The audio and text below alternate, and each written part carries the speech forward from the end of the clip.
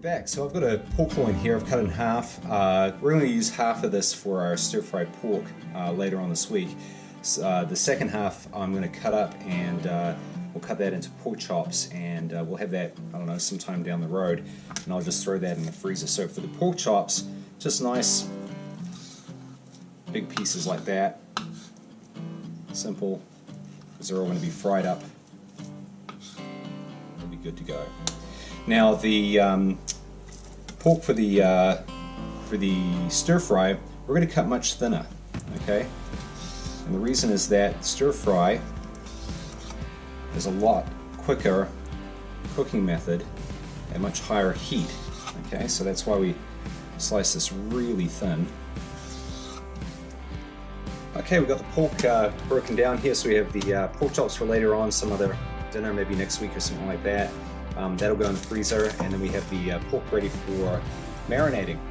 So we're going to get started with that. Okay, so when it comes to making a marinade, start off with a little bit of coconut aminos. You can tell it's quite thick. Okay, so we're going to use a little bit of probably some water and things like that to dilute that a little bit.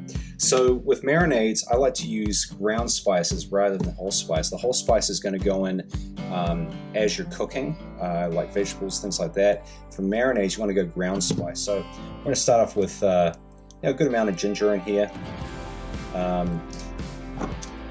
and some garlic. Okay, we'll give that a stir up. Now I'm doing this in a separate bowl because I do kind of wing marinades and things like that, just to try out different things. And I tell you what, they're not all winners. I make it in a bowl before I put it in with the meat and everything. Just make sure it tastes good, because if it doesn't taste good as a marinade, it's not going to taste good on the whatever you are marinating in. I'll throw a little bit of acidity in there with some sherry vinegar. Okay, and we'll throw a little bit of black pepper and salt in there as well. Actually, the salt won't, because the coconut aminos are plenty salty enough. Okay, so we don't need salt in there because that coconut amino is so salty.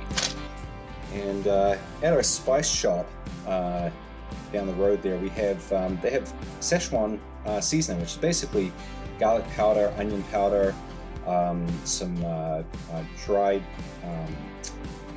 onions and things like that in there. But there's also Szechuan peppercorns in there, so that gives you a little bit of heat and has that sort of numbing effect to it. Now, I'm cheating a little bit just because I have it, okay?